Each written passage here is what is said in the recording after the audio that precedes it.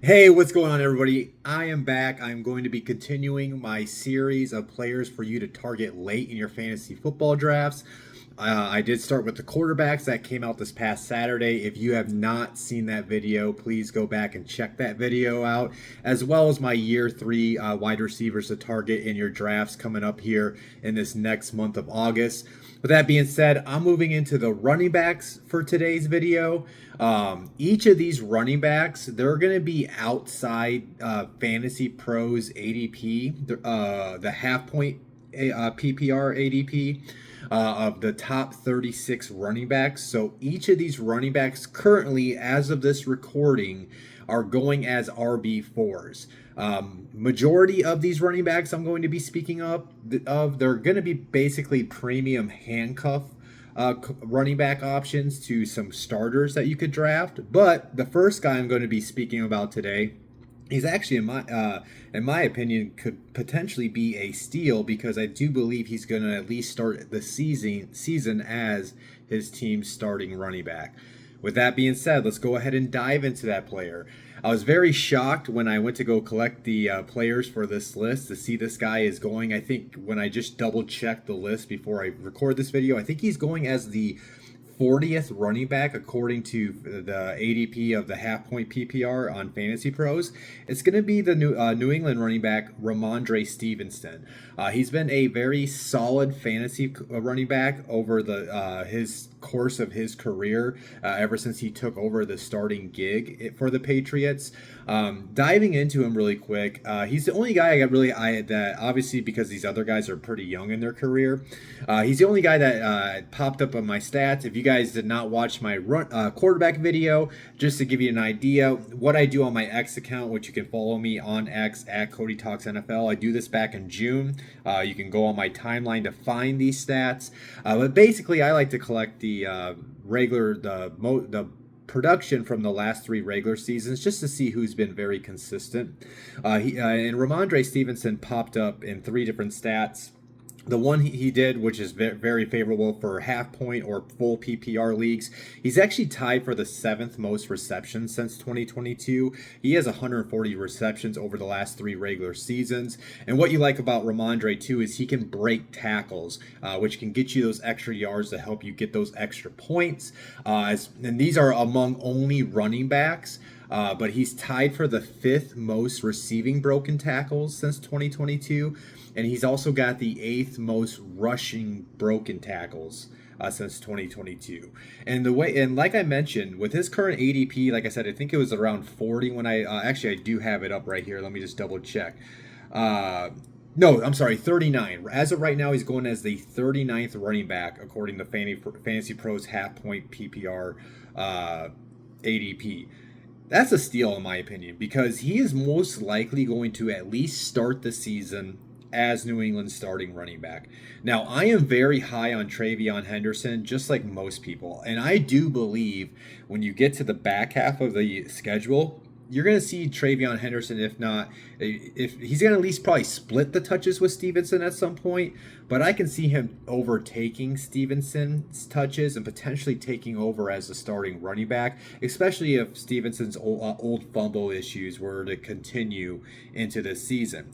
But with that being said, like I mentioned, I do think Stevenson's going to at least start the season as the starting running back for New England. He's going to get most of the touches as they get Henderson acclimated into the offense. It's pretty rare uh, day two running back is a starting running back for a team unless like a starter gets hurt or they are actually drafted to be the starter because they didn't take somebody in the first round, they didn't sign anybody or had somebody on the roster. So I think Stevenson, he offers the opportunity for anybody that would want to take him late in drafts to be a solid RB2 until Henderson would cut into his touches at some point. Moving into the second guy, now these following guys are going to be basically premium handcuffs. My next guy, I've been very high on him in his first 2 years. He just hasn't got the amount of touches I think that he should get because I do think he's pretty efficient with the ball, especially as a receiving back. It's going to be the Tajay Spears for the Tennessee Titans. And actually, back in, I want to say it was May or June, Brian Callahan, the Titans head coach, did mention this offseason that he needs to do a better job splitting the workload with Tony Pollard and Tajay Spears. And I do think, though, even if he doesn't get a lot of touches at the beginning of the season, his receiving ability is what's going to make him valuable. I think he can actually be a quick target for Cam Ward in the passing attack. So that way, if the offensive line, which is a work in progress in Tennessee, is not holding up their end and giving Cam Ward the protection for those deep balls, they can do quick dump offs to Spears. They can utilize him in the screen game to help, take the pressure off the line and the pass rush and have them at the respect the little quick outs that they can do or the quick screen game that they can do with Spears in that offense. And then if he can, I do think he should say, as long as Callahan can stick to his word, I do think he's going to see more consistent touches, which should help him at least maybe even work himself into the flex range, even if Pollard does stay healthy. Now, keep in mind, Pollard had 260 touches last year. That was the most in his career. So say they even cut down to 230. That's 30 more touches for Spears, which you would like. The way I view Spears, he's a stash option. He's a premium handcuff to Tony Pollard. But if Tony Pollard were to get hurt this season, I think Spears is a high ceiling RB2 option for rosters. Moving into my third running back, I think you guys should target late in your drafts. I like Trey Benson, who's entering his second year with the Arizona Cardinals. I think he's a high upside stash option for the bench. Now, there has been no talk as far as how he's going to work in with James Conner this season, but in my personal opinion, I do think he's going to split more touches compared to what he did last year with Conner. Conner has gotten at least 180 touches in each of his last 4 seasons. He is 30 years old, so if the Cardinals are smart and they want to make a push for the playoffs this season, they're probably going to want to start monitoring his workload and balancing that out and kind of saving Conner for the back end of the schedule. Conner also has missed 11 games over the last 4 seasons, so that does make Benson a good handcuff because, like I mentioned, not only Conner has dealt with injuries, he is 30 years old, which makes him more prone for the injuries. And if he were to get hurt, I view Benson not necessarily a high ceiling RB2 option, but I think he would be a high floor option if Conner gets hurt because he would be taking over that workload that we've seen Conner get over the last 4 years for Arizona. Another premium handcuff option that I like, and a guy that maybe might even work himself way into flex option potentially, is Braylon Allen, the second-year running back for the New York Jets.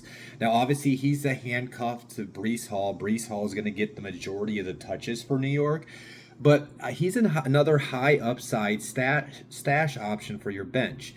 And there's a couple reasons why I really like Allen this year. First of all, they got Justin Fields. So I'm totally expecting the New York Jets offense with Justin Fields in the backfield to be a more run-heavy offense. That means that will lead to more touches for Allen, assuming that is a run-heavy offense like I think they will be. And one thing you got to keep in mind, too, is their new head coach, Aaron Glenn, comes from Detroit. Now, Aaron Glenn wasn't Ben Johnson. He wasn't the offensive coordinator in Detroit, but he did see what Detroit was able to do to their offense by utilizing Jahmyr Gibbs and David Montgomery. And then when you look at these skill sets between Braylon Allen and Breece Hall, it's kind of a similar skill set, right? Breece Hall can do all the stuff that Jahmyr Gibbs does, and Braylon Allen can do all the stuff that David Montgomery does. And if Aaron Glenn as a head coach wants his offensive coordinator to utilize that and implement that into his offense, you're talking about Braylon Allen could potentially work himself way into a flex option, even if Hall does stay healthy throughout the year. Now, if Hall would get hurt, I view Allen as a high floor RB2 option just because I think he would see a lot of touches. And like I mentioned, I do think it's going to be a run heavy offense with Justin Fields as their quarterback. My last guy is going to be a rookie running back. I was very high on entering the draft. I'm honestly surprised he fell to round 4 of the draft this past year. But it's going to be Dylan Sampson, the rookie running back for the Browns. He was the, if anybody doesn't remember him from last college football season, he played for Tennessee. He wore number 6, and I just love the way that kid runs the ball. He was the SEC Offensive Player of the Year.